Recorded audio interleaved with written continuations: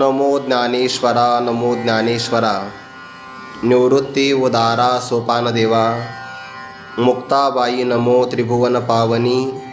आद्यत्रय जननी देवांची जयांचे केलिया स्मरण. होय सकळ विद्यांचे अधिकरण. तेचे वंदो श्री चरण श्री गुरूंचे.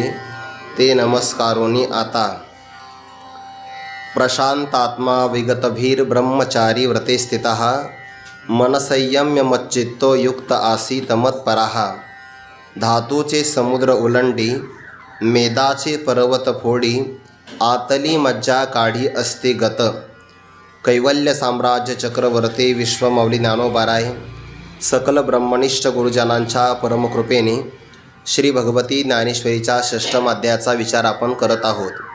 पवित्र देशामध्ये सद्गुरूंचं स्मरण करून संपूर्ण शरीराला अचल रूपाने धारण करणारा साधक योग साधनेला प्रारंभ करतो. कोणत्याही प्रकारे दिशांचं किंवा रूप नावाच्या विषयाचं तो अवलोकन न करता जर त्याची अर्धोन्मिलित दृष्टी बाहेर आलीच तर ती फक्त आपल्या नासिकेच्या अग्रभागावर स्थिर होते. या पलीकडे तो कोणत्या दिशांचं अवलोकनही करत नाही किंवा चक्षुरेंद्रियाच्या माध्यमातून चंचल होण्यासाठी रूप आदी विषयांचं सुद्धा अवलोकन करत नाही. असा असणारा साधक जेव्हा आपल्या शरीराच्या बाहेर अपान नावाच्या वायूला कुंडण्यासाठी 3 प्रकारचे 3 ठिकाणी बंध देतो.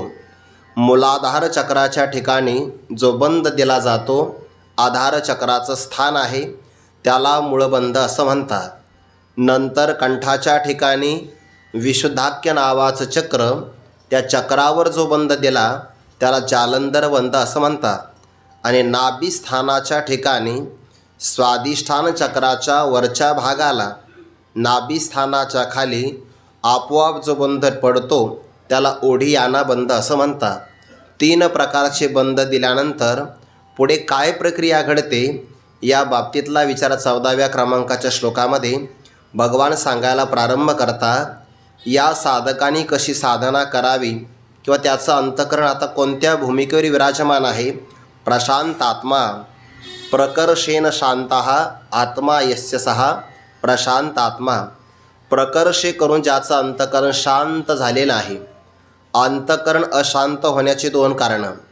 एकतर अंतःकरणामध्ये एखाद्या विषयाची प्रीती, त्यालाच राग असं म्हणतात, तो असेल तरी अंतःकरण चंचल होतं.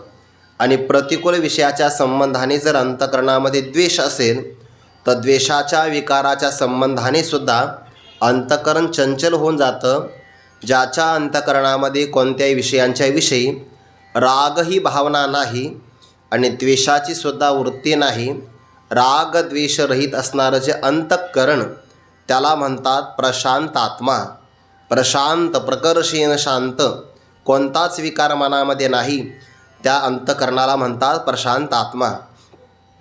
साधनेला तर आपण प्रारंभ करतो आहे, पण या साधनेनं मला ब्रह्मप्राप्ती होईल का न होईल, न झाली तर माझं अधपतन तर होणार नाही ना. तर या साधनेच्या बाबतीमध्ये विश्वास असावा लागतो आणि विश्वास साधकाला निर्भय करतो.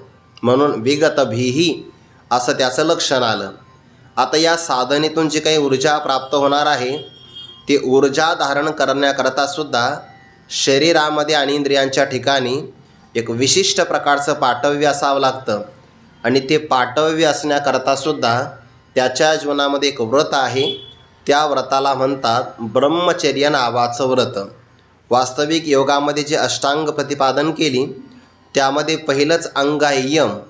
आणि यम नावाच्या अंगामध्ये सुद्धा 5 प्रकार पडतात. त्यामध्ये अहिंसा, सत्य, अस्तेय आणि 4थंच अंग आहे ब्रह्मचर्य, जो जागृती, स्वप्न आणि सुषुप्ती या 3 अवस्थामध्ये अष्टभोगांचा परित्याग करतो. भोग 8 प्रकारचे सांगितले आहे. ते अष्टभोग भोगणे माते नाही चाड, तिथे अष्टभोगांचा विचार आला आहे. तर त्यामध्ये तांबुलाग असेल, स्तर्कचंदन, वनिता या सगळ्या प्रकारचा विचार आला. पुष्पमाला, सुगंधी द्रव्यांचा असणारा संबंध, या सर्व भोगांचा परित्याग करणं याला ब्रह्मचर्य व्रत असं म्हणतात. किंवा ब्रह्मस्वरूपामध्ये अंतःकरणाची वृत्ती कायम विचरण करणं त्यालासुद्धा ब्रह्मचर्य असं म्हणतात. चरचरती नावाचा धातू आहे, त्यामध्ये चालणं असा अर्थ होतो. ब्रह्मस्वरूपामध्ये ज्याची वृत्ती अखंड चालते, प्रवाहित होते, त्या वृत्तीच्या भावाला सुद्धा म्हणतात ब्रह्मचर्य. आणि ब्रह्मचर्य नावाच्या व्रतामध्ये तो कायमचा स्थित झालेला आहे. यानंतर संकल्प विकल्प करणारं मन, त्याचा त्याने संयम केला आहे. चिंतन करणारी चित्ताची वृत्ती परमात्म स्वरूपाच्या ठिकाणी लागलेली आहे.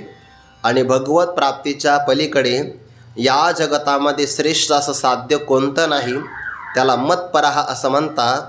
आसा होऊन युक्त समाहित अंतकरणाचा योगी, त्याने आसनावर बसावं युक्त आसीत आणि मग साधनेला प्रारंभ करावा.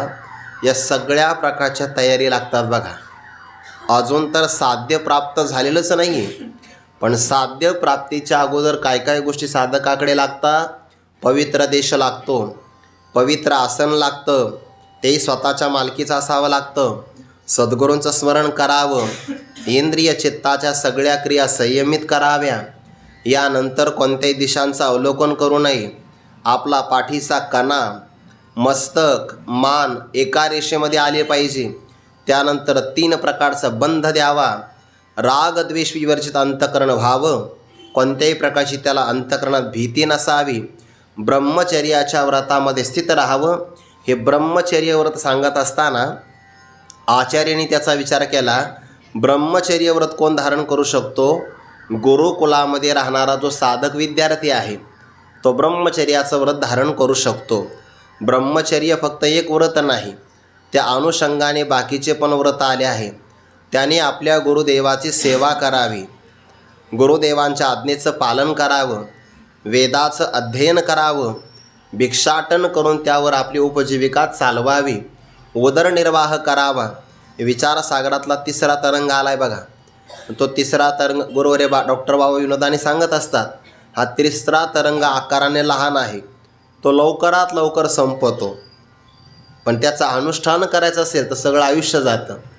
काय आपल्याला तर काय अनुष्ठान करायचं नाही म्हणून आपण वाचून काढला की लवकरात लवकर संपतो. पण त्यामध्ये उपजीविकेचा सगळा विचार आला आहे. त्या साधकाने मधुकरी मागावी. मधुकर म्हणतात भ्रमराला, आणि तो भ्रमर ज्याप्रमाणे स्तोकम स्तोकम ग्रसेत ग्रासम असा भागवतामध्ये विचार आला आहे. जसा तो मधुकर प्रत्येक फुलातून मकरंदकण सेवन करतो, पण त्या फुलाला कळूसुद्धा देत नाही, तसं साधकाने गृहस्थ पुरुषाकडून एवढी भिक्षा मागावी की ते भिक्षा घेत असताना किंवा देत असताना त्या गृहस्थ पुरुषाला कोणताही त्रास होऊ नये. नाहीतर काही काही लोक त्यांच्याकडे वर्षभराचं असं ठरवूनच देतात की तुम्ही काही करा, पण एवढं मात्र तुमच्याकडून आम्हाला आलं पाहिजे. अरे परिस्थिती बदलते, कधी अनुकूल असते, कधी प्रतिकूल असते, पण काही लोक काही पाहत नाही. नाही नाही, तुमचा नेम आहे ना, पण तुम्ही आम्हाला दिलंच पाहिजे. आमच्या दिंडीला तुमची पंगत आहे ना, मागच्या वर्षी तुम्ही एवढी दिली होती, मागच्या वर्षी अनुकूलता होती, यावर्षी प्रतिकूलता आहे, असं त्याने भार घालू नये.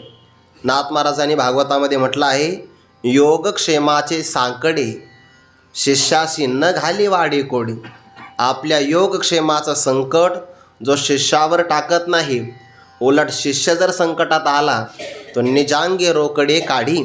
त्या शिष्याला जो संकटातून काढतो त्याचा फळे उपदेश आणि का दोष उफराटे असा प्रकार आला आहे. तिथं बऱ्याच वय पाहण्यासारखे आहे.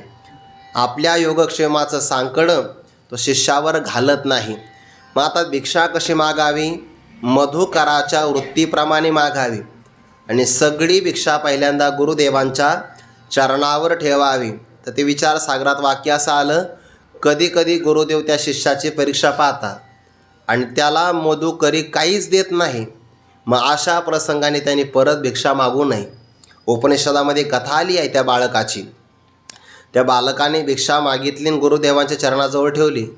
गुरुजींनी परीक्षा केली, भिक्षा दिलीच नाही माघारी. पुन्हा त्याला विचारलं, अरे 2-4 दिवस झाले मी तुला भिक्षा दिली नाही, तू धष्टपुष्ट दिसतो. म्हणे गुरुजी मी तुमचा अंदाज पाहिला, 12 वाजता तुमच्याजवळ मी मधुकरी ठेवून दिली, 1-1:30 वाजला तरी तुम्ही मला काही भिक्षाचं नाव काढलं नाही, जेवला का नाही. मग विचार केला, बहुतेक गुरुदेव आपल्याला भिक्षा काही देणार नाही. दुसऱ्यांदा मागितली मी लोकांना. अरे तसं करू नये म्हणे. गृहस्थ पुरुषांना आपल्या जीवनाचा संकोच वाटू नये. त्यांना त्रास देऊन परत भिक्षा मागायची नाही बरं. झालं, भिक्षेचा मार्ग बंद झाला. दुसऱ्या दिवशी भिक्षा आणली, गुरुदेवांच्या चरणाजवळ ठेवली. त्या गुरुदेवांनी पुन्हा भिक्षा दिलीच नाही. बघू म्हणे हा किती एकनिष्ठ आहे. परीक्षा म्हणतात, आता जर नाश्त्याला उशीर झाला तर गावाकडे फोन जातो विद्यार्थ्याचा. कुठे आहे गुरुकुलाची पद्धती? आणि ते कोण फोन पाहत नाही. काही प्रतिकूलता काय आहे, काही नाही. पाऊस आहे, कधी कधी गॅस सिलेंडर संपू शकतो, पण नाही, तेवढीसुद्धा काय नाही आता सध्याला सहनशीलता नाही. सुखारतीनं कुतो विद्या, विद्यार्थीनं कुत सुखम. जो सुखार्थी आहे त्याला विद्या मिळत नाही, आणि विद्यार्थी आहे त्याने सुखाची अपेक्षा करू नये. सर्वात जास्त सोयी सुविधा असणं म्हणजे विद्यार्जन करण्याची जिद्द नष्ट करण्यासारखं आहे. विद्यार्थ्याच्या ठिकाणी जिद्द असली पाहिजे. जेवढी जास्त प्रतिकूलता तेवढ्या विद्यार्थ्याच्या अंतःकरणातली ती वृत्ती तयार होते, जिद्द. जिद्द नसेल तर मग काय आहे? हल्लीच्या काळात सगळी अनुकूलता आहे. राहण्याला सुविधा आहे, भोजनाची तर काळजीच नाही महाराज. आग्रह करावा लागतो आमच्याकडे जेवायला चला म्हणून, असा आग्रह करावा लागतो. इतकी अनुकूलता आहे. पण विद्यार्जनाच्या बाबतीतला दर्जा स्तर मात्र ढासाळतो आहे. सगळी अनुकूलता आहे. आणि वेळेच्या नियोजनाच्या बाबतीमध्ये तर या बाबतीमध्ये खूपच चिंतनीय गोष्ट आहे. शोकांतिक आहे, शोकांतिक. किती वेळ जातो विद्यार्थ्यांचा? आता सध्याला तर म्हणतात बुवा ते की मोबाईलच्या मध्ये काहीतरी सुविधा आली की नाही, किती डाटा वापरा, काहीच अडचण नाही. पूर्वी तरी त्याला सीमित मर्यादा असायची, आता मर्यादाच नाही. हे प्रगतीचं नाही आहे. कदाचित हे देशाकरता असेल प्रगतीचं लक्षण विज्ञानाच्या भाषेतून, पण विद्यार्थी जीवनाकरता मात्र हे पूर्ण अधोगतीचं लक्षण आहे. त्याचा काळ वाया जातो. सुविधा नाही ना. असं जर एखाद्या गुरुदेवांनी केलं 7 दिवस मधुकरी मागून आणली दिली नाही विद्यार्थ्याला, तर विद्यार्थी गुरुजीला न सांगता घरी जाईल, थांबणार नाही तो. पण ती गुरुदेवाची निष्ठा. भिक्षा दिलीच नाही, ब्रह्मचारी व्रते स्थिता याकरता विस्तार करतोय. मग ती भिक्षा नाही. परत गुरुजींनी विचारलं, तो भिक्षा तर मागत नाही? म्हणे नाही. पुन्हा भिक्षा नाही मागत. मग जगतो कसा? म्हणे गुरुदेव आपल्या गोशाळ्यातल्या गायी आहे ना, त्या गायींचं मी दोहन करतो म्हणे. गुरुजी म्हणले गायी कोणाच्या आहे? म्हणे तुमच्या. हक्क कोणाचा आहे? मला न विचारता तो गायीचं दोहन करतो, दूध प्राशन करतो, हे बरं नाही. मी तुला आज्ञा दिली तर घेतलं पाहिजे. त्याची तीही परीक्षा केली तर बंद झाला मार्ग. 2-3 दिवसांनी विचारला, आता मधुकरी नाही, दूधही नाही. जगतो कसा? म्हणे गुरुदेव जेव्हा वासरं गायीचं स्तनपान करतात, दूध प्राशन करता करता त्यांच्या मुखातून फेस बाहेर येतो दुधाचा, आणि तो फेस प्राशन करून मी जगतो आहे. गुरुजी म्हणले, अरे वासरं दयाळू असतात, तुझी भूक भागण्याकरता ते जास्त दुधाचा फेस करतात आणि ते कमी दूध पितात. वासरं उपाशी राहतात की नाही? वासराच्या हक्काचा आपण घेऊ नये बरं. पहिल्यांदा वासराचं पोट भरलं पाहिजे, नाही तर बस पाना आला की घेतलं वासरू ओढून, असं नाही. पहिलं वासरांचं पोट भरलं पाहिजे, उरले दूध तुम्ही प्राशन करायचं. आता त्याला मधुकरी नाही, दूधही नाही, वासराच्या मुखातून मिळणारा दुधाचा फेसही नाही. रानावनात गेला, भूक लागली त्याला. ते रुईचे पानं असतात ना, ते रुईचे पानं तोडले, त्याच्यातून पांढरा द्रव पदार्थ येतो. त्याला वाटलं दूधच आहे, खाल्लं त्याने. उष्णता वाढली प्रचंड आणि त्याची दृष्टीच गेली. त्या गायी चारण्याकरता तो वनात गेलेला गायी माघारी आल्या आणि तो मात्र एका जंगलातल्या विहिरीमध्ये जाऊन पडला.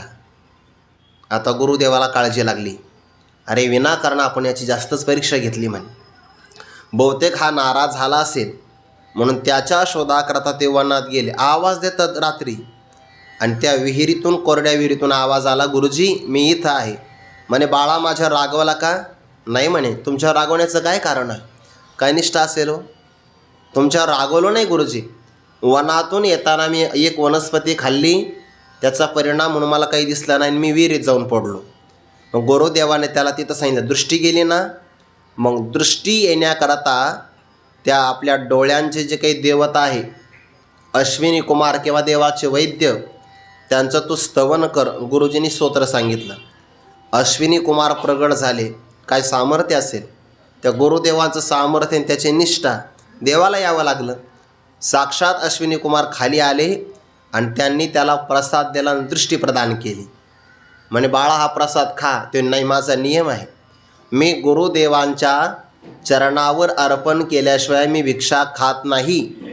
म्हणे अरे तुझ्या गुरूंनी त्यांच्या गुरुकडे, गुरुदेवाच्या गुरुदेवाकडे गुरुकुलात राहत असताना एकदा असाच नैवेद्य आपल्या गुरूंना न दाखवता स्वतः खाल्ला होता. तुला खायला काय हरकत आहे? त्याने गुरुजनांची चूक काढू नका. माझ्या गुरुदेवाने काय केलं हे मला माहिती नाही, मी काय केलं पाहिजे हे मला सांगा. मी गुरुदेवांना अर्पण केल्याशिवाय हे काही खाणार नाही. त्याने तो प्रसाद पहिल्यांदा आपल्या गुरूंना अर्पण केला.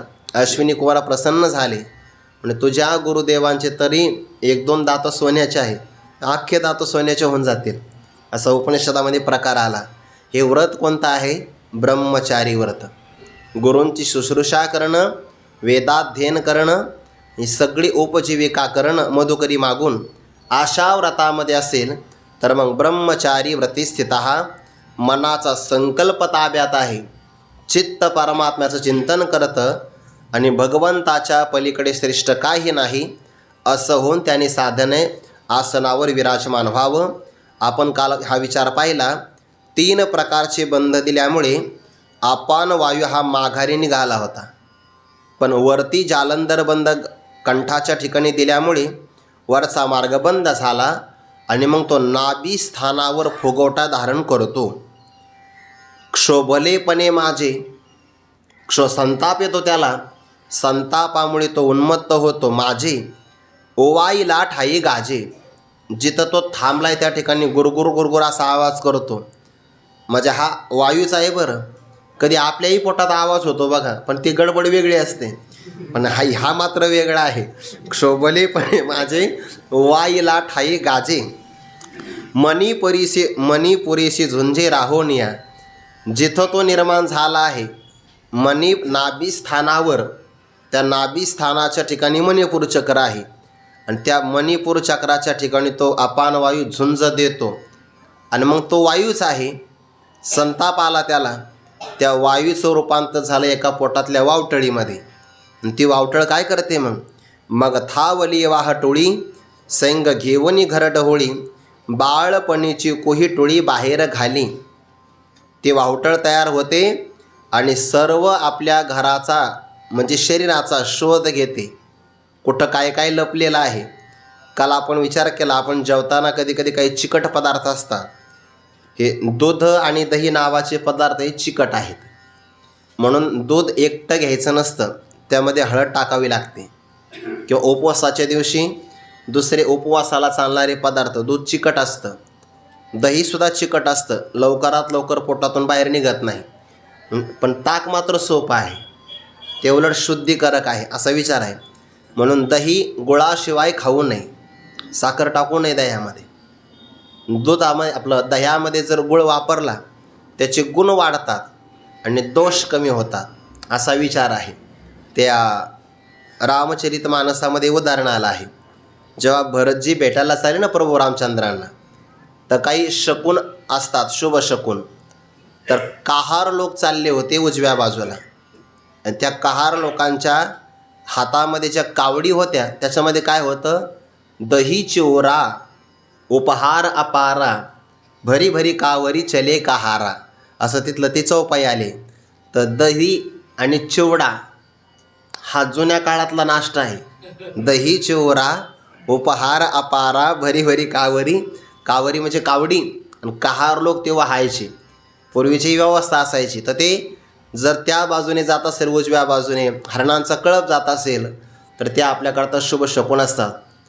ते आळंदीला मी येत असताना मला माहिती नव्हतं, पण एक कुमारिका कन्या पाण्याचा हंडा घेऊन उजव्या बाजूने चालली होती, तर ते शुभ शकुन आहे. मग आमची आजी म्हणली त्या हंड्यामध्ये 5 रुपयाचं नाणं टाक. मला आळंदीला येत होतो, मला माहिती नव्हतं, पण ते जुन्या लोकांना कुठून माहिती आहे काय माहिती, तर ते शुभ शकुन आहे. पण ते म्हणजे आपोआप झालं पाहिजे बरं, नाहीतर आपण म्हणायचं मला शूटिंग काढायची आणि तुझं 2-2 पाल स्लो मोशनमध्ये चालत आहे, असं नाही. ते आपोआप झालं पाहिजे. हल्लीच्या काळामध्ये ते ठरवून केलं जातं, त्याला महत्त्व नाही, ते आपोआप झालं पाहिजे. तर हे शुभ लक्षण आहे. मनी पुरेशी झुंजे, तर ते आपण जेवण करत असताना दह्यापासून निघालं थोडं बाजूला, ते चिकट पदार्थ आहे, तर ते गुळासोबत खावं लागतं. दही बारीक करायचं मात्र गुळ, आणि त्याची चवही चांगली लागते, दह्यातले दोष निघून जातात. कधी कधी आपण ते बटाट्याच्या वरची साल, टोमॅटोच्या वरती एक साल असते, तर हे पदार्थ आतड्यामध्ये जाऊन कुठंतरी चिटकून बसतात आणि सहसा ते निघत नाही. हा वायू ते काम करतो. बाळपणीची कोहिटुळी बाहेर घाली. बालपणापासून आतापर्यंत जे खाल्लेलं आहे ना, आता हे लहान मुलं बिस्किट जास्त खातात, तर हे चिकटच पदार्थ आहे. चिकट पदार्थ ते लवकरात लवकर पोटातून बाहेर निघतच नाही. मैद्याचे पदार्थ, पाव खाणं, पाटा सांगितलं पाव खाऊ नका, तर काही लोकांनी त्याच्यावर पर्याय काढला. असं नाही ना, अरे ते सगळे पदार्थ म्हणजे असे घातकच आहे, पर्याय काढला पाहिजे त्याच्यावर, तर ते पोटामध्ये राहतात. बाळपणीची कोहिटुळी बाहेर घाली. बालपणापासून त्याने तो आहार भक्षण केला, आणि जे आहार भक्षण केल्यानंतर पोटातून स्वच्छ नाही झाला, तर अपानवायू ते सगळंच्या सगळं कुचकी घाण म्हणतात त्याला. कोहिटुळी म्हणजे कुजलेली घाण ते बाहेर काढतो. ते पंचकर्म करायला जर आपण गेलो, तर ज्यांनी पंचकर्म केलं त्यांना हे लवकर कळतं.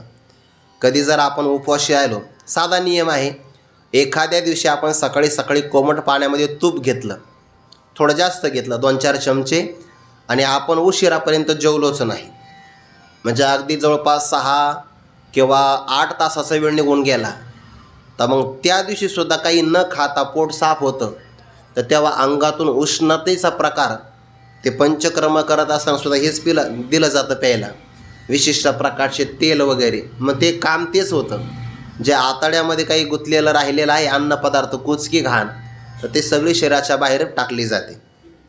बाळपणीची कोहिटुळी बाहेर घाली. जुन्या काळात लहान मुलांना ही एरंडेल तेल पिण्याकरता दिलं जायचं, आणि त्याची ती मालिश आजीबाई करायची आंघोळीच्या अगोदर. तर ते पंचकर्म करणाऱ्याला सुद्धा जमणार नाही एवढं तिच्यामध्ये ते बघा तुम्ही, ते लहान मुलाला स्नान, आता तो प्रकार कमी झाला, खेड्या गावात ते प्रकार, लहान मुलाला त्या मांडीवर झोपायचं 2 पाय पुढं करून, आणि मग त्या काय सोयीचा पालथा करून मालिश, म्हणजे काय त्याचे पाय ओढायचे, हात ओढायचे, ते ओढले पाहिजे म्हणजे उंची वाढते असं म्हणतात ना. बाळपणीची कोहिटुळी. पण ते बालपणातच बरं का, एखादा मोठा माणूस म्हणला माही उंची कमी करा प्रयोग, आता नाही, गेले होणे आता न चले काही. बाळपणीची कोहिटुळी बाहेर घाली. भीतरी वळी न धरे. त्या अपान वायूला आतमध्ये वळण्याकरता जागा नाही राहत. कोठ्या माझी संचरे. तो आपल्या कोठ्यामध्ये, जठरामध्ये किंवा उदरामध्ये प्रवेश करतो आणि कफ पित्तांचे थारे ओरो नेदी. ते योगशास्त्राचा विचार मी असा ऐकला आहे बरं. मी तुम्हाला अगोदरच हे सगळं हे प्रकरण असं आहे, जाणकार व्यक्तीच्या निरीक्षणाखाली हे करावे लागतात प्रयोग बरं. हे ऐकून ठेवा, पाहिजे करायचे नाही. आपण करायचे नाही म्हणजे योग, मग कोणताच योग करायचा नाही का, केलाच पाहिजे, पण जाणकार व्यक्तीने, स्वतःच्या मनाने नाही. तर ते शुद्धीकरण करत असताना काल आपण विचार केला, कधी कधी आपल्या शरीरातला कफ जो आहे ना, तो आपल्या फुफ्फुसामध्ये दाटतो, छातीमध्ये, किंवा कधी मस्तिष्कामध्ये जातो, आणि कफ जर डोक्यामध्ये गेला, खाली वाकलं की डोकं दुखतं, तर समजून घ्यावं तिथपर्यंत कफ गेला आहे. मग ते गरम पाण्याने किंवा विटीनं ते शेकावं लागतं, तेव्हा तो कफ पातळ होतो आणि निघून जातो. त्याला बरेच प्रयोग आहे. तर हा वायू तेच आहे. वायू म्हणजे वात आहे. हा वात संतापलेला आहे, त्यामुळे कफ आणि पित्तांचे जे काही ठिकाणे शरीरातले, त्याला राहू देत नाही. आपलं जे पित्ताशय आहे ना, त्याच्यामध्ये कधी कधी खडे होतात बघा. ते पित्ताशयातले खडे पण घातकच आहे. योग्य प्रमाणात पाणी पण पिलं पाहिजे, आणि योग्य प्रमाणात व्यायाम पण केला पाहिजे. व्यायाम असा पाहिजे, नखापासून तर डोक्यापर्यंत सगळ्या अवयवाला काही ना काही श्रम झाले पाहिजे. आपण सगळा व्यायाम करतो, पण एक ठिकाण असे त्याचा व्यायाम होत नाही, ते म्हणजे नाभीचं स्थान. तिथं व्यायाम होत नाही, तिथं झाला पाहिजे. सूर्यनमस्काराने मात्र सगळे व्यायाम होतात. सूर्यनमस्कार केलेच पाहिजे. सूर्यनमस्कार केल्यानंतर वेगळी प्रसन्नता राहते बघा. म्हणजे सूर्यनमस्कार 10 आसनांचा मिळून एक सूर्यनमस्कार होतो बरं. त्याच्यामध्ये 10 प्रकार आहे. एक पाय मागे, एक पुढे जातो, नागासारखी पुन्हा छातीवरती काढावी लागते, हे सगळे प्रकार आहे. आणि सूर्यनमस्कारामध्ये सगळ्या अवयवाला ताण बसतो, सगळ्या अवयवाला. तर ते कफ आणि पित्त, कधी कधी पित्ताशय, आपण म्हणतो ना पित्ताशयामध्ये खडे झाले, ते पित्ताचा प्रकार. योग्य प्रमाणात पाणी मिळालं शरीराला तर शरीराचं शुद्धीकरण होतं, नाहीतर पोटातलं जे काही आम्ल आहे ते कुठे ना कुठेतरी जमा होतं, असा त्याचा प्रकार आहे. हे कफपित्तांचे थारे उरवणेदी ते योगशास्त्रातली एक सुविधा आहे. त्याच्यामध्ये असं म्हणतात 2 बोटं रुंद आणि त्याचं माप काहीतरी सांगितलं 36 बोटं लांब अशी एक सुती कापडाची पट्टी घ्यायची. फक्त ऐका. आणि ती तुपामध्ये भिजवायची, पातळ तुपामध्ये, आणि ती सगळी कापडी पट्टी खाऊन घ्यायची, गिळून घ्यायची. खाऊन म्हणजे गिळून घ्यायची. ते गिळता आली पाहिजे. आपल्या गिळता गिळताच वांती होईल. आणि ती गिळल्यानंतर ते योगशास्त्रामध्ये काही असे काही महात्मे होऊन गेले बरं आपल्या वारकरी संप्रदायामध्ये सुद्धा. तर ती सुती कापडाची पट्टी गिळून घेतल्यानंतर पुन्हा बाहेर काढली की आतड्यामध्ये जमा झालेला कफ त्याला चिटकून बाहेर येतो. हे असं आहे त्याचं शुद्धीकरण. नाही तर मग आपण जर नाही माहिती तर ती पट्टी कुठं जाईल काही सांगता येणार नाही. म्हणजे हृदयालाच आवळून बसेल, तसं नको व्हायला.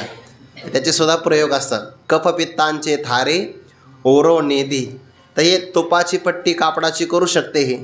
पण ज्याला हे नाही करता येणार त्याला मात्र हे वायू करू शकतो. ताकाने सुद्धा शरीर शुद्ध होतं. फक्त अन्न काही खायचं नाही. अन्न खाल्लं की मग त्याच्यामध्ये बिघाड होतो, म्हणजे त्याला ते काम नाही करता येत शरीराला. पण नुसतं ताक जर घेतलं ते योग्य प्रमाणात घेतलं पाहिजे, जास्त आंबटही नसलं पाहिजे, नाही तर मग पुन्हा डोकं दुखायचं असंही होतं. असो, पण शरीराकरता मात्र हे व्यायाम वगैरे केलेच पाहिजे. कफपित्तांचे थारे उरवणेदी हे अपान वायूचं काम सांगितलं. आता पुढे तो आणखीन काय काम करतो. धातूचे समुद्र उलंडी, मेदाचे पर्वत फोडी, आतली मज्जा काढी अस्थिगत. अस्थिगत म्हणजे अस्थि म्हणजे हाडं, आणि त्या हाडाच्या मध्ये सुद्धा काही विशिष्ट प्रकारचे द्रव पदार्थ असतात, त्याला मज्जा म्हणतात. तर त्याचा सुद्धा भाग हा शोधून काढतो. आता योगी पुरुष जो आहे ना, आपण जे मन लावून अन्न खातो, मन लावून बरं, मोबाईल पाहता नाही, अतिशय मन लावून एक घास 32 वेळा चावून जेवढं आपण अन्न खातो, चांगले पचलेलं जे अन्न आहे त्याचा 5 दिवसांनी रस तयार होतो. त्या रसाचं रूपांतर 5 दिवसांनी रक्तामध्ये होतं. म्हणजे अन्न आज जे खाल्लं तर महिनाभरापर्यंत जवळपास 35 दिवसामध्ये त्याचं सप्त धातूमध्ये रूपांतर होतं. 7 5 35. म्हणजे आज जे अन्न आपण चांगलं मन लावून खाल्लं तर त्याचा परिणाम 35 दिवसानंतर होतो, पण लगेच नाही होत. 1 किलो अन्न खाल्लं म्हणजे त्याचा 1 किलो रस तयार होतो असं नाही. 1 किलो जर अन्न खाल्लं तर फार झालं तर त्याचा 1/3 म्हणजे 300 किंवा फार झालं तर 250 ग्रॅम रस तयार होईल. 250 ग्रॅम रसपासून तेवढं रक्त तयार नाही होत, थोडंफार तयार होतं. असं करता करता सप्तधातूपर्यंत त्याला खूप वेळ लागतो. प्रदीर्घ अशी ती प्रक्रिया आहे. त्याच्यामध्ये रस, रक्त, अस्थि, मेद, मज्जा आणि मग ओज नावाचा धातू शुक्रापर्यंत हे सगळं जातं. तर हे धातूही शरीरातले किंवा वात, पित्त आणि कफ हे शरीरात समप्रमाणामध्ये असावे लागतात. तर हा जो वायू आहे, कोंडलेला वायू, धातूंचे समुद्र उलंडी, जे धातूंचे शरीरातले समुद्र आहे ना, त्या समुद्रांना पालथे घालतो. पालथं घालतो म्हणजे त्यांच्यातलं शुद्धीकरण करतो. जास्त प्रमाणामध्ये जर असेल, पुढं आलं आहे बघा, मेदाचे पर्वत फोडी. आपल्या शरीरामध्ये अतिरिक्त असणारी जी चरबी आहे त्याला मेद असं म्हणतात, आणि ती जास्त वाढता कामा नये. त्या मेदाचे पर्वत जे शरीरामध्ये साठलेले आहे, आता ज्ञानोबरांनीच त्याला उपमा पर्वताची दिलेली आहे. मेदाचे पर्वत फोडी, ते सगळेच्या सगळे पर्वत तो फोडून टाकतो. म्हणून योगी पुरुषाचं शरीर हे अतिशय कृश असतं, हलकं असतं. कधी कधी त्या आपल्याला बघा योगी पुरुषाच्या अशा मुद्रा बघायला भेटतात. तर ते मग नखाची गुंडाळी असते बोटावर, नख असे गोल गोल झालेले, जटा वाढलेल्या, आणि सगळा अस्थिपिंजरा असतो. त्वचा एकदम हाडाला चिकटलेली असते. त्याचं कारण काय, तर हा वायू जो आहे तो मेदाचे पर्वत फोडी, त्या शरीरातली चरबी जी आहे त्या चरबीचे पर्वत तो फोडून टाकतो.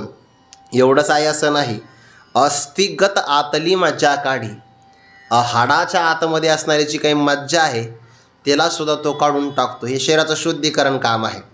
धातूंचे समुद्र आहे ना, सप्तसमुद्र, ते सगळे पालथे करतो तो, नाहीसे करून टाकतो. आणि त्या योगी पुरुषाचं फक्त ओज राहतं, त्याला पुन्हा अमृत मिळतं नंतर. पण अगोदर मात्र ही प्रक्रिया. एखादा मला मी योगी आहे, कशावरून? बघा ना किती दष्टपुष्ट आहे, योगी. आणि कसं काय इथं काय ओवी आहे? धातूंचे समुद्र ओलांडी, मेदाचे पर्वत फोडी, आतली मज्जा काळी असते गत. असं त्याचं शरीर आहे योगी पुरुषाचं. नाही म्हणे मी दष्टपुष्ट, माझं वजन 100च्या पुढे आहे. योगी नाही, भोगी असेल. धातूचे समुद्र ओलांडी, मेदाचे पर्वत फोडी, आतली मज्जा काढी असते गत. नाडी ते सोडवी, गात्रांते विगडवी, साधकांते भेडसावी परी बिहावेना. ज्ञानोबाऱ्या साधकाला किती मोठं आश्वासन देतात, घाबरू नको, भिवू नको, मी तुझ्या पाठीशी आहे, सगळीकडेच आहे. आता नाडी ते सोडवी, तो वायू काय करतो? नाडी, आपल्या शरीरामध्ये जवळपास मुख्य नाड्यांची संख्या शेकडो हजारो आहे, 72,000 नाड्या म्हणतात. आणि सगळ्या नाड्या एका ठिकाणी बांधलेल्या आहे. कुठं? नाभीच्या ठिकाणी. आपलं नाभीस्थान आहे ना, सगळ्या नाड्यांचं ते केंद्र आहे. म्हणून नाभीमध्ये जर तेल टाकलं तर ते सगळ्या शरीराला पोहोचतं, कारण ते मूळ आहे. मग त्याच्यातही विशिष्ट प्रकारचे तेल असतात.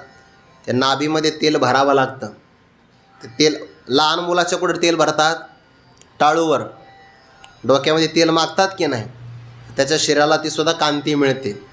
नाभीच्या ठिकाणी तेल ओतलं तर त्याची थोडीशी मालिश केली की ते शरीरामध्ये सगळीकडे पोचतं. आणि शरीरात तेल पण आवश्यक असतं, बरं, आवश्यक असतं. नाहीतर मग सांधे आवाज करतात. जसं गाडीला, लोखंडाची गाडी असेल तर त्याला वंगण लागतं ना, नाहीतर मग ती करकर आवाज करते बघ, त्याला वंगण लागतं. तसं आपल्या सांध्याला सुद्धा काय लागतं? वंगण लागतं. त्यासाठी तोप घ्यावं लागतं किंवा तेल घ्यावं लागतं. आणि मग ते अवयवाला सगळीकडे तेल पोहोचवायचं असेल तर त्याकरता ते नाभीमध्ये तेल भरावं लागतं. सगळ्या नाड्यांचं केंद्र नाभी आहे. आणि हा वायू काय करतो? वायूचा आपल्या शरीरामध्ये पुरवठा होतो, त्या मार्गाला म्हणतात नाडी. नाडी ते सोडवी, त्या सगळ्या वायुमार्गाला म्हणजे नाडी मार्गाला सोडवी, त्यांना तो मोकळं करतो, सोडवी. गात्रांते विगडवी, गात्र म्हणजे अवयव, त्या अवयवाला तो शिथिल प्रदान करतो, शैथिल्य. विगडवी म्हणजे विशिष्ट प्रकारे घडवी, शैथिल्य म्हणजे शिथिलता आणतो. गात्रांते विगडवी. आणि हाच वायू साधकाला भेडसावी, भय दाखवितो. साधना करत असताना ज्ञानोबा म्हणतात, पण ती भीती सुरुवातीला असते. साधकाने हे सगळं पाहून घाबरू नये, परी बिहावेना. साधकाच्या पाठीमागे कौतुकाची थाप असणं फार महत्त्वाचं आहे. नाहीतर साधना मार्गामध्ये होतच ना, बऱ्याचदा चालता चालता बऱ्याचदा साधक घसरू शकतो आणि घसरतोच महाराज. जीव असेल तर जीवाकडून प्रमाद कायमच घडतो. आणि प्रमाद झाला की जीव स्वतःला आतल्यात खात राहतो, आतल्यात. मग अशा प्रसंगाला घाबरू नको, होतच असतं हे. पण एक चूक मात्र परत वारंवार करायची नाही. चुकला तर अनुभव येतो. म्हणून मनुष्याने कायम प्रयत्न करावा, प्रामाणिक प्रयत्न झाला की यश हमखास आहे. नाही तर मग अपयशातून शिकण्यासारखं आहे. प्रयत्नामध्ये प्रमाद करू नये. योगाची साधना करतो आहे आणि तो अपान वायू साधकाला भीती घालतो, भय दाखवितो. भीती काय पुढे येणारच आहे, परंतु बिहावेना एक ज्ञानोबाऱ्याच असे आहे. म्हणून तर साधकांचे मायबाप आहे. ज्ञानराज माझी योग्यांची माऊली. आणि आईच असते जे बालकाला सांगते, बालका घाबरू नको. ते लहान मुलं रांगतं, कधी कधी चालतं, पडत नाही का? मग पडलं की आई त्याला सांगते, पडतच असतं. आणि ते इतकं चालायला तयार होतं, मग दिवसभर सायकल खेळतं, ऐकत नाही. पण ते सुरुवातीला आई त्याला आश्वासित करते, बिहावेना. ज्ञानोबा आहे, माऊली आहे ना, साधकांचा मायबाप. ज्ञानराज माझी योग्यांची माऊली, या अर्थाने योग्यांची माऊली ज्ञानोबा आहे. साधकांते भेडसावी परी बिहावेना. पण साधकाने मात्र घाबरू नये. काय करतो अपान वायू? आणखी व्याधी ते दावी, सवेचे हारवी आप पृथ्वी कालवी एक वाट. याचा अर्थ दोन प्रकारचे केले आहे. शरीरामध्ये आपल्या जास्त करून पृथ्वीचा अंश आहे, म्हणून आपल्या शरीराला पृथ्वीचा अंश जास्त असल्यामुळे पृथ्वीपासून शब्द तयार होतो पार्थिव. शब्द कोणता आहे आपल्याकडे? पार्थिव. वर्तमानपत्रात नाही का वाचतात, त्यांच्या पार्थिवावर अंत्यसंस्कार करण्यात आले, म्हणजे पार्थिव. मातीचा अंश जास्त असल्यामुळे तर त्याला म्हणतात पृथ्वी. आणि आप म्हणजे पाणी. तर हा वायू काय करतो? शरीरातलं पाणी आणि पृथ्वी यांना एकत्र कालवितो. आप पृथ्वी कालवी एक वाट, हा एक अर्थ झाला. दुसरा एक अर्थ होतो चरबी जी शरीरातली आहे, मांस भाग, त्याला पृथ्वी म्हणतात. आणि रक्ताचा भाग आहे त्याला पाण्याचा भाग म्हणतात, कारण तो द्रवरूप आहे. तर हा वायू मांसाचाही भाग राहू देत नाही, आणि रक्ताप्रमाणे पातळ असणारा जो शरीरातला द्रव भाग आहे त्यालासुद्धा कालवी, त्यांनासुद्धा तो नाहीसं करतो, असं त्याचा अर्थ. असा अर्थ काही महापुरुषांनी केलेला आहे. व्याधी ते दावी सवेचे हारवी. आपण वायू काय करतो? शरीरामध्ये साधकाच्या ठिकाणी व्याधी रोग दाखवितो, रोग, आणि दाखविले की स्वतःच पुन्हा तो नष्टही करतो. सवेचे हारवी. मनामध्ये जे विकार असतात ना त्याला आधी म्हणतात, आधी. आणि शरीरामध्ये जे रोग निर्माण होतात त्याला व्याधी म्हणतात, व्याधी. किती रोग आहे संख्या सांगता येणार नाही. शरीर रोगाचे भांडार आहे, भांडार. इतके रोग आहे. आता हल्लीच्या काळात एवढे शोध लागतात दररोज. किती शोध लागतात वैद्यकीय शास्त्रामध्ये? दररोज शोध लागतात, आणि दररोज नवनवीन रोग निर्माण होतात. त्याचं कारणच आहे भोगे रोग भयम. जितके जास्त भोग वाढतात तितके जास्त रोग वाढतात. आता माणसाचे रोग माणसाला व्हावे यात नवल काय आहे? पण पशु पक्ष्यांचे सुद्धा रोग माणसाला होऊ राहिले. होतात की नाही? कधी कधी तापीचे ते प्रकार वाचायला मिळतात. कारण काय, मनुष्य इतरांचं खातो ना, मांस भक्षण करतो, मग त्यांचे रोग माणसाला होतात. ते गीता प्रेस गोरखपूरचे स्वामीजी त्यांनी असं म्हटलं आहे, मानवाचे रोग मानवाचे आहे, पशुपक्ष्यांचे रोग त्यांचे आहेत. पण जर या दोघांचा संकर झाला तर त्यातून जो रोग निर्माण होतो तो रोग मात्र फार भयंकर असतो. म्हणून मनुष्याने शाकाहाराच्या व्यतिरिक्त दुसरा आहारच खाऊ नये. कारण जर तो पशु रोगी असेल तर त्याचे रोग आपल्या अंगात येतात, आपल्या अंगात अगोदरच असतात. म्हणजे आपला रोग आणि त्यांचा रोग झाला एकत्र, निर्माण तिसरा रोग, आणि मग त्याच्यावर औषध नसतं. मग आता तिसरा रोग निर्माण झाला तर मग कोणते औषध घ्यायचे? पहिल्यांदा माणसाचे घ्यायचे, नंतर जनावराचे घ्यायचे. असाच प्रयोग करावा लागेल की नाही? दुसरा काय प्रयोग आहे मग? आणि त्यामुळे त्याच्यावर काही उपचार होत नाही. तर हे व्याधी वाढले आहे, शरीर रोगाचे भांडार, असा प्रकार आहे की नाही?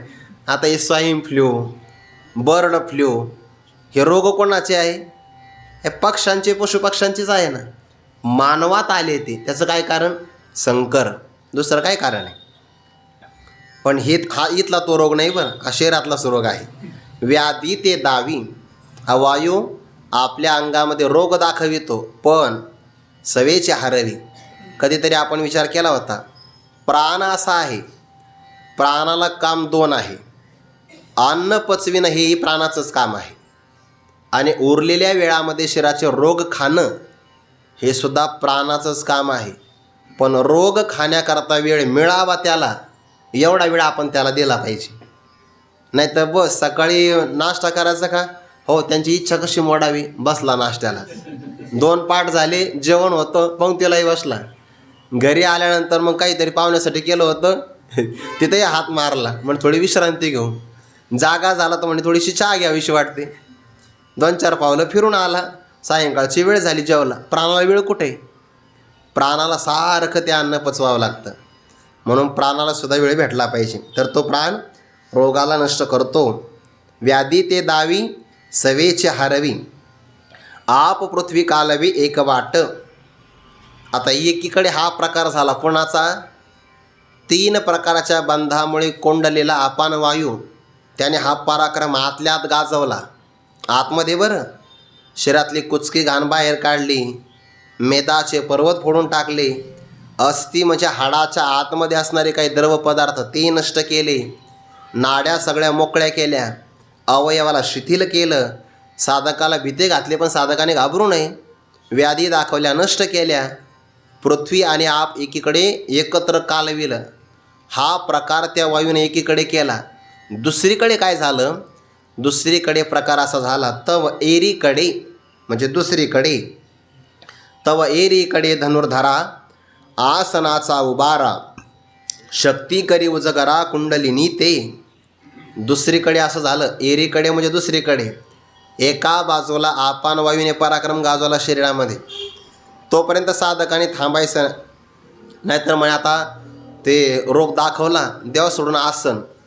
खरी मजा तर पुढे आहे आता, हा खरा प्रकार पुढे, ज्याच्याकरता ही साधना करायची ते आता पुढं आहे. एरीकडे दुसऱ्या बाजूला हे धनुर्धरा आसनाचा उबारा, उबारा म्हणजे उष्णता, शक्ती म्हणजे कुंडलिनी शक्ती, ते कुंडलिनी शक्ती, कुंडलिनी नावाची शक्ती ओजगरा करी, ओजगरा म्हणजे जागृती, ते जागृतीला येते म्हणजे जागी होते.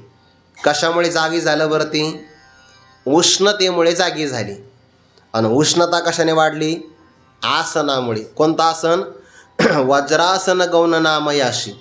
काल परवा विचार सांगितला होता, सर्वात जास्त उष्णता वाढते वज्रासनाने. म्हणून आपण भोजनोत्तर जर वज्रासनात बसलो तर फार वेळ नाही, 10-15 मिनटं बसलं पाहिजे, नाहीतर अंगातली उष्णता जास्त वाढते.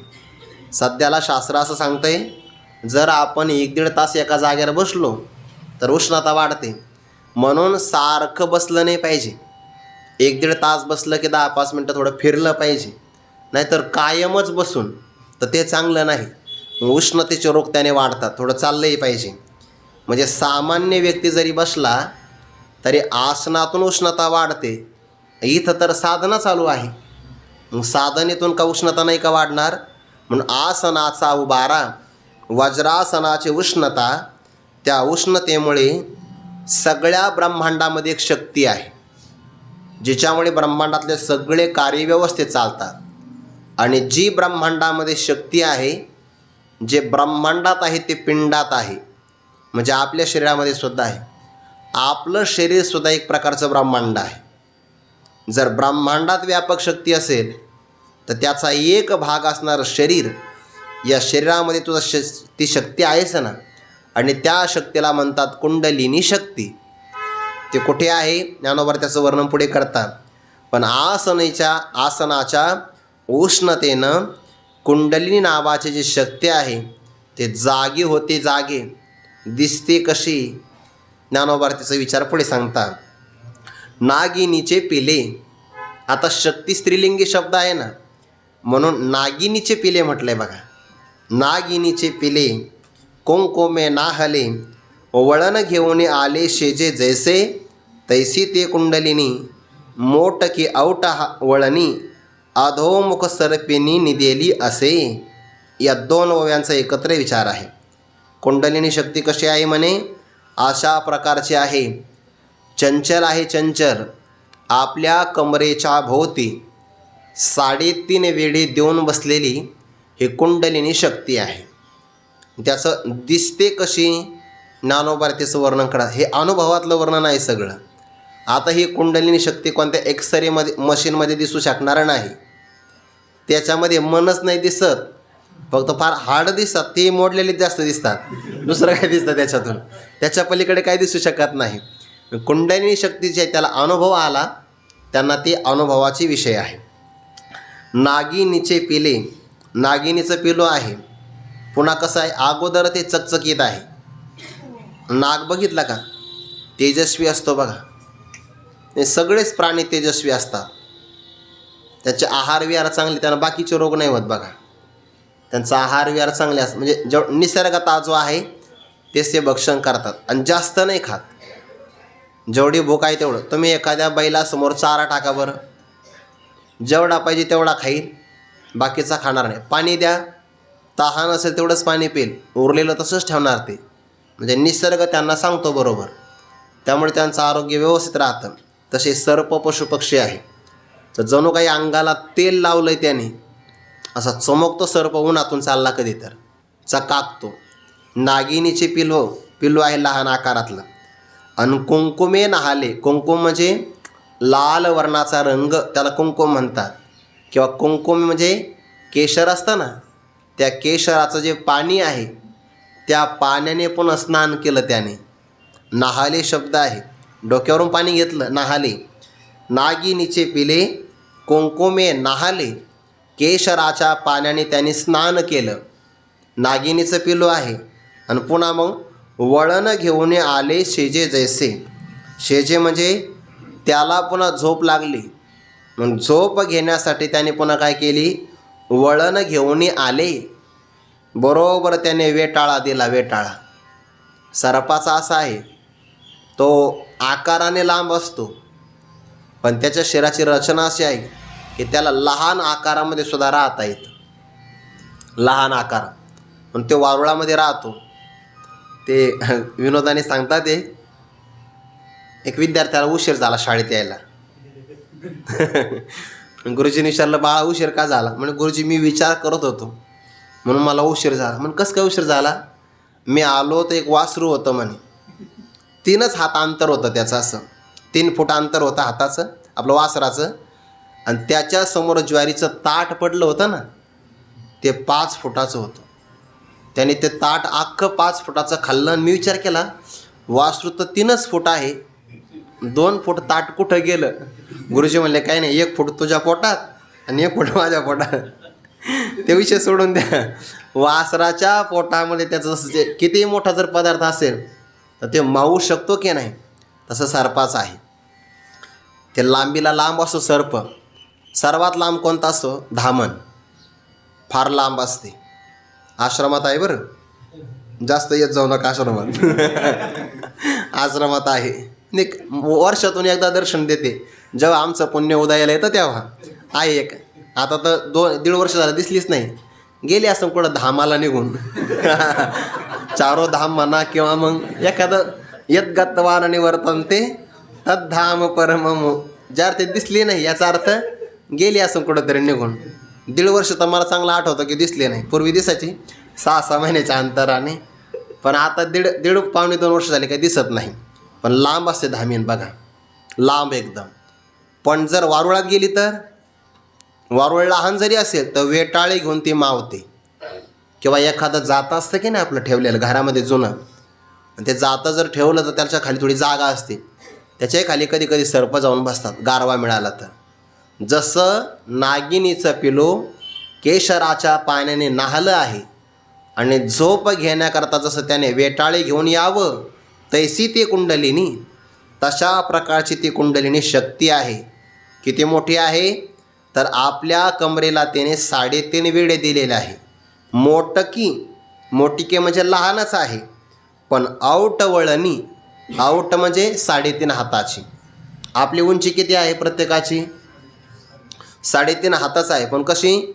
मधल्या बोटापासून तर कोपरापर्यंत एवढा एक हात घ्यायचा आपला, इथून तर खांद्यापर्यंत नाही घ्यायचा, या बोटापासून तर एक कोपरापर्यंत, याला म्हणतात 1 हात. आणि असं जर आपण प्रत्येकाने उंची मोजली तर ते प्रत्येकाची उंची 3.5 हाताच आहे. किंवा 2 हात आपण असे लांबवले तर या बोटापासून या बोटावर जेवढं अंतर आहे तेवढीच माझी उंची असणार. शरीराचं गणित आहे ते. तर तसं कुंडलिनीची शक्तीचं सुद्धा गणित आहे. तर बरोबर आऊट वळणी 3.5 वळण घेऊन आलेली आहे. कशी? अधोमुख सर्पेने निदेली जैसी, निदेली असे, अधोमुख खाली तोंड करून, तिने खाली तोंड केलेलं आहे. आणि सर्पिनी निदेली असे, ही सर्पिनी या रूपाने ही कुंडलिनी शक्ती झोपलेली असते सुप्तावस्थेमध्ये. किती दिवसापासून? अनादिकालापासून. शरीरामध्ये असणारी शक्ती अनादिकालापासून निजलेली आहे, म्हणजे जागृत नाही. पण आसनाचा उष्णता झाली की आसनाच्या उष्णतेतून ते मात्र जागृतीला येते. आणि ही कुंडलिनी शक्ती जागृत झाली, पण योगी पुरुषाला सगळ्या प्रकारच्या सिद्धी सामर्थ्य आपोआप प्राप्त होतं. यालाच कुंडलिनी योग असं म्हणतात. आणि मग हा शक्तीचा प्रवास सुरू झाला की शक्तीचं आणि शिवाचं ऐक्य होतं. शिव म्हणजे ब्रह्म आणि शक्ती रूपाने कुंडलिनी शक्ती. थोडक्यामध्ये जीवाचं आणि शिवाचं ऐक्य होतं. हा योगातला अनुभव आहे. कुंडलिनी योग असं म्हणतात त्याला. हल्लीच्या काळामध्ये ते काही काही जाहिराती येतात ना, आत्मसाक्षात्कार, कुंडलिनी योग, 3.5 दिवसामध्ये कुंडलिनी जागृत करू असं इथं नियम कोणी करायचा अगोदरचा मग? आणि ते म्हणतात काही नाही, कसेही या, काहीही करा, काहीही खा, फक्त आमच्या अनुग्रहित व्हा आणि आम्हाला वर्षभराची देणगी देत जा, त्यांनी कुंडलिनी जागृत होईल का? असं नाही. ते फसवणारे लोक असतात. गुरुवारी मारुती बाबा सांगतात एक उदाहरण. म्हणे एक शिष्य मला, गुरुजी मला ब्रह्मदर्शन करावा, लाव म्हणे डोळे. झाकले, दिसलं का ब्रह्म? म्हणे नाही. नाही दिसलं, जोरात डोळे दाबले म्हणे त्याचे. आता ते जोरात डोळे दाबल्यामुळे थोडंसं पिवळं पिवळं दिसलं, पण गुरुजी पिवळं पिवळं तेच ब्रह्म आहे. असं आहे का? काही सगळा फसविणारा वर्ग आहे. याच्या अगोदर तयारी करावी लागते. अशी ती कुंडलिनी शक्ती आहे. मोठ की औटवळणी अधोमुख सर्पिणी निदेली असे, झोपलेली असते पण जागृत होते आणि जाग झाल्यानंतर ती दिसते कशी, तिचं वर्णन ज्ञानोबा करतात. तिचा आकार, तिचा रंग, तिचं स्वरूप येणार आहे चिंतन आपण उद्या पाहू. पुंडलिक वरदारी विठ्ठल श्री ज्ञानदेव तुकाराम माऊली ज्ञानेश्वर महाराज की जय. जगद्गुरु तुकाराम महाराज की जय. सद्गुरु जोग महाराज की जय.